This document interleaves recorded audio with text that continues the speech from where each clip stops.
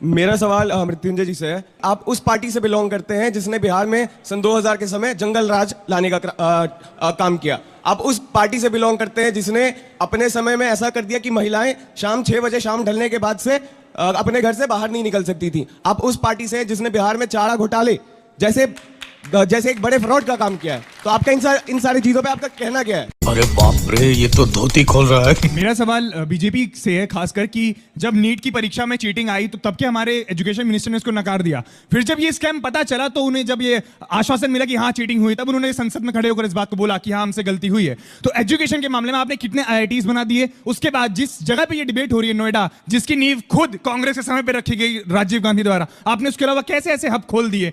अभी बताता है भाई, अभी बताता है। अभी तूने गाड़ी में उंगली किया ना, अभी बताता है। हाँ, उन्होंने पूछा तो मैं बताना चाहता हूं, 50 साल तक केवल एक एम्स था। अटल जी की सरकार आई, 7 और एम्स बने। मोदी जी की सरकार आई, आज 23 एम्स है। ये जानने की जरूरत होती है। IITs केवल हम लोग जब पढ़ते थे भैया, केवल 5 IIT थी।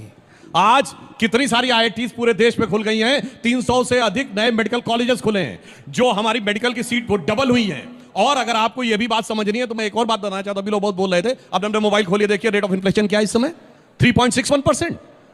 मैं चैलेंज करके पूछना चाहता हूं, आपने भी प्रियंका जी ने कहा कि 47 में हम आजाद हुए तो क्या स्थिति थी? जो देश हमारे साथ आजाद नहीं बर्बाद हुए थे 47 में, वो कहां पहुंचे? पहले 50 साल का बता रहा हूं, जब तक हमारी सरकार नहीं आई थी। क्यों?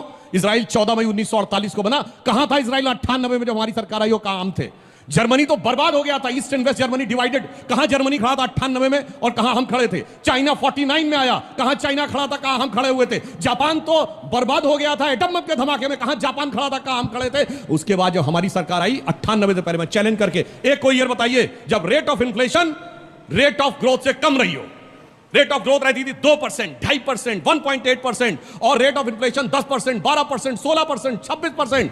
जब से हमारी सरकारें आई हैं, अटल जी की सरकार और मोदी जी की सरकार, सिर्फ कोविड का दौर छोड़ के, एक वर्ष बताइए जहां rate of inflation rate of growth से ऊपर रही हो। हमेशा विकास की दर ऊंची और महंगाई की दर नीची। इनके दौर में विकास की दर ऊंची और महंगाई की दर। और हमने जो किया है, 5वीं बड़ी अर्थव्यवस्था बनाया है, 4था बड़ा स्टॉक एक्सचेंज बनाया है, 3रा बड़ा ऑटोमोबाइल का मैन्युफैक्चर बनाया है, मोबाइल आप सब पहुंचे, दूसरे बड़े मोबाइल हैंडसेट के मैन्युफैक्चर बनाए। अकेले 2 लाख करोड़ का मोबाइल हैंडसेट का इस साल एक्सपोर्ट हुआ है। डिजिटल ट्रांजैक्शन में नंबर 1 के देश बने हैं हम, और चांद के अछूते कोने को छूने वाले देश बने हैं। और उसका नाम हमने कोई नेहरू पॉइंट नहीं रखा है, पॉइंट शिव शक्ति रखा है, यानी भारत की जो वास्तविक प्राचीन